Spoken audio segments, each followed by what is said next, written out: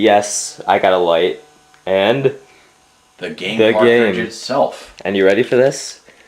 It's backwards compatible! What was Nintendo thinking when they made the DSi? Oh wait, obviously not to play this game. Yeah, well on any other good GBA titles. Press the power button and let the pain begin.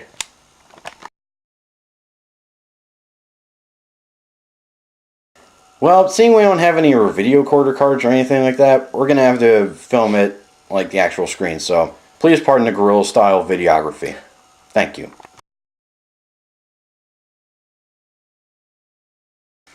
Here we are. Awesome game, but we're not there yet. Let's start this piece of crap. Yes, let's. Game Boy. Couldn't make it more obvious. No, they couldn't. It's licensed by Nintendo. Good choice.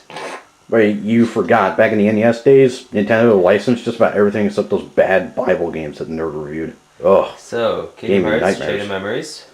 Good title screen, you know. Faithful recreation from the original. The freaking Riku is awesome. I'm going to be playing on the Riku file. Yeah, by far the superior mode is playing as Riku. Or as it's called, the reverse/rebirth mode. As you see, the world is actually kind of cool, but I will show you the first problem within a fraction of a second. You ready? You need cards to open a door. Cards to open a door? Yes, Josh. Cards to open a door. Here we have Twilight Town. Yes, the world's first official appearance in the entire franchise, and it's reoccurring and it never stops showing up. See, I don't mind it too much. I liked it in 2, but it got a little boring. Now here are all the worlds. It's actually quite a wide selection, which I found pretty cool. And yeah, but no matter where you go, guess what you find? I mean, besides Twilight Town, which is the only original world throughout the entire game, just about all the other worlds are a rehash from the first game, but laid out completely different. So if you're used to having Traverse Town be more free roaming, well, good luck. Battles, yeah. Guess what? Cards. Now, Josh, I'll let you explain these to our loving audience. Let's see. The cards, they have a value from 0 to 9. 0, pretty much, well, card breaks everything, but at the same time, it can be broken by everything. And 9 is the highest value. You can't go wrong with that. It can only be broken by 0 value cards. Stop explaining it and explain to me why we're using cards in Kingdom Hearts, please. Well, quite simply, the developers were on drugs when they made it. Wow, that's pretty specific. Destiny Islands, we haven't been here in a while.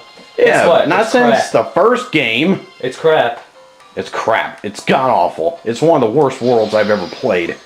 Especially here, when you have to fight these... I mean, at least they recreated some of the battle music from the original. Which you know what? Nothing's more pathetic nice. When you are a hardened veteran for Kingdom Hearts series and you're losing to these balloon things because they have a higher card value than you.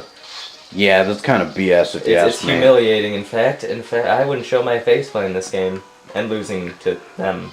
Which is why I think they could have just buried this along with E.T. Don't you agree? Now this game here, though, again, we decide, let's have a journal and call it D-Report and tell everyone what we just did. Genius! Sure, it gives specifics on what the heck is going on in certain places. Like with Riku's story, it's a little more complicated than Sora's, but honestly... Boy, I haven't read up about my Disney villains in a while. Let's learn about Hades. Wow, he looks like a joke, even more than the movie. But guys, I like this game mostly because they have a new character, my personal favorite. Yeah! Sexion's the best. I don't care what anyone says. He dies. But it's not a good battle. Because there isn't one! I gotta say though, all in all, this game, despite being a piece of crap, is actually quite memorable. As it tells the next chapter in this story in chronological order. Unfortunately, it linear after the second game, because it just loops around and around and around with the sequels and prequels to come. I swear to God. The only other confusing timeline in this entire series is the Zelda timeline. Don't get me started on that. See, now this, though, I like the story the best out of these all. It's very interesting. I actually prefer 358. You'll learn about that later, but this actually is a decent storyline. I've always liked it. But they also have a mode for Sora. It ain't quite as fun because you have to actually use your own deck of cards. We're turning Yu-Gi-Oh here, folks. Yeah, Yu-Gi-Oh crossed with Kingdom Hearts. What's next? You know what? I'm sick of this. Checkers mixed with...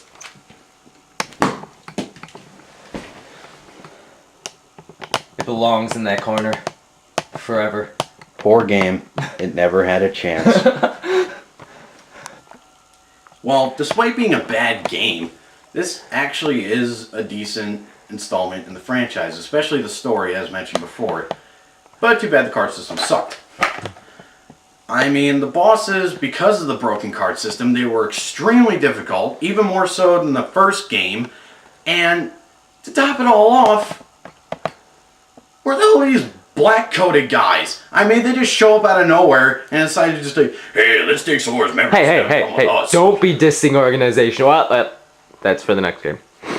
And to be quite honest, the guy Marluxia, well, he's a big flaming freaking faggot. I mean, no offense to gay people, but geez, could you get any more dumb than that? And plus, Larrickson, don't even get me started on her. I mean, I swear, if I could jump into the game, grab a shotgun, go, just stick it to her face, and then just shoot her, I would. Guaranteed. How about Vexen, Josh? Would you like to explain Vexen? Well, he's just annoying, and plus he kind of acts like he's on drugs most of the time. And Axel, he's one of the only cool guys, besides Zexion, but... Yeah. But he's his own kind of cool. Axel's in a completely different league. Hey. And now, on to what's considered the holy grail of the Kingdom Hearts series. Best game ever. Kingdom Hearts 2.